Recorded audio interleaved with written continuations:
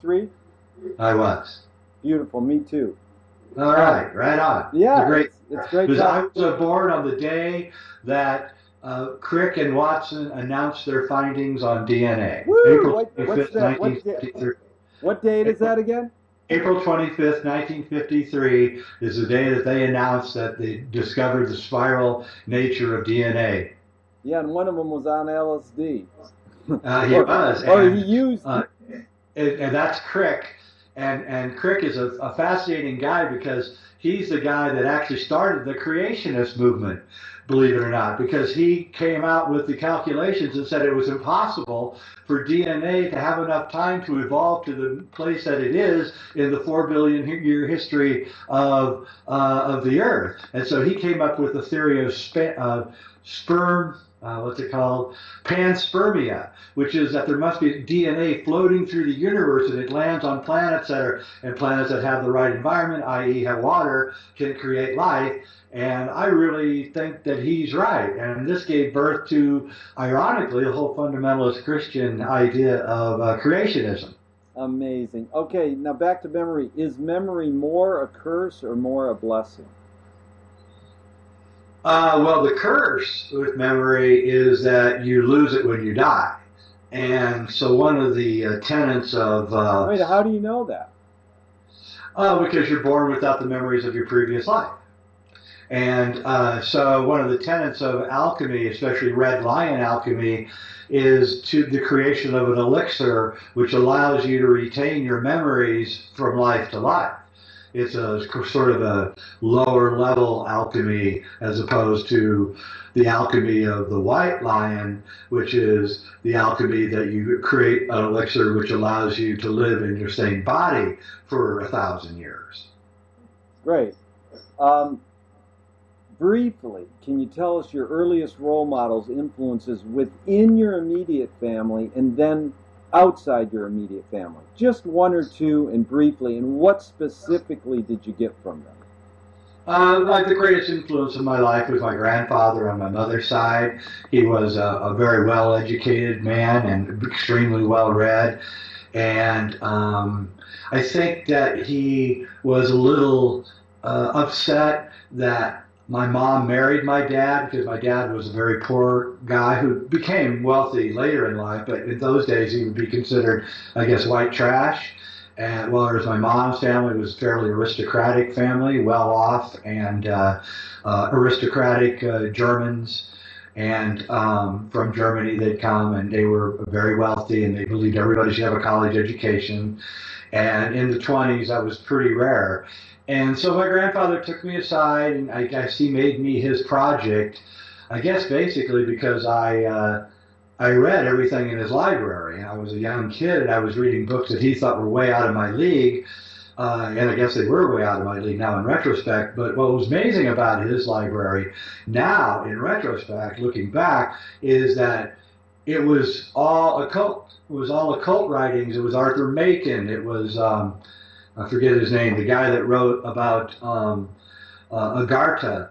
And it was French philosophy, and it was an incredibly occultic library for a guy who was a devout Catholic. And so to this day, I guess that contradiction I carry within me also. And I'm not a Catholic. I was raised a Catholic, but I've rejected all three Western religions now, and I'm primarily a Taoist now.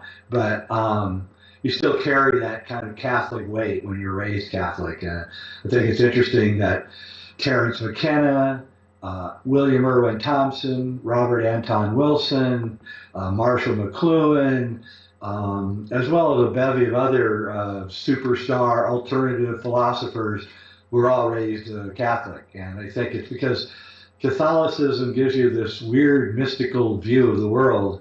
And, this guy died, and now you're eating his body and drinking his blood at the Mass, and it's all the music and the incense, and the whole thing just kind of gives you a very odd attachment, or maybe an unattachment to the world, which is why I think Catholics, for the most part, aren't very wealthy, unlike, the Protestants. and the Jews, they don't do as well. They're more interested in music and things like that. So I think being raised a Catholic is both a curse and actually it gives you something of a value, but unfortunately it's a mystical value, and our society has very little put a low premium on the mystical. So Jay, well put. One thing is you left Zappa out of there. So William Irwin Townsend, Terrence McClure, and Robert Anton Wilson. But Marshall wasn't raised Catholic. He converted to Catholicism as a performance art piece. now that's funny. Also, don't forget J.R.R. Tolkien. Tolkien, was he raised Catholic? He was Catholic, yeah. Yeah. Very And good. and again, you see that mystical thing he's got. So there's something there that is both scary and attractive. I didn't know that about Marshall, though. That's pretty funny. No, that's beautiful. Well put. Your list was amazing. We're well connected in these regards. But the second part of the question was outside your immediate family. Tell me one major role model influence and what you specifically got from them. It would have to be Stanley Kubrick, and it was when I was 15 years old. My crazy hippie girlfriend took me to see a movie that she'd seen the night before, which she said I had to see, which was a movie called 2001: A Space Odyssey, and on the big screen. Yeah, big screen Cinerama, and she had carefully rolled a joint before going in, so I smoked a joint, and which was really verboten in my family to take drugs. I really didn't take drugs then, but she said I had to smoke a joint before I went to see this film, and what that did was it gave me the most overwhelming metapoetic experience of my entire life. 2.5 hours sitting in that chair in that Cinerama theater, watching 2001: A Space Odyssey is something I've never gotten over. And I immediately decided the next day that I was going to be a filmmaker in my life. And I took all my money that I'd made from my paper route, and I bought an 8mm camera. And my parents absolutely freaked out, could not believe that this was happening to their kid. And they hated Hollywood. They hated movies. Couldn't understand why anyone would want to make movies. They thought I was gay. They went through all these horrible mental anguishes because of my decision to not be a scientist, which is what I was going to be, and to become an artist. And they couldn't understand it. My dad was in the Depression, so he grew up a very, very poor man, and so I can understand his reticence at what my choices were. But that was my choice, and I left home at 18. I moved to Hollywood, and I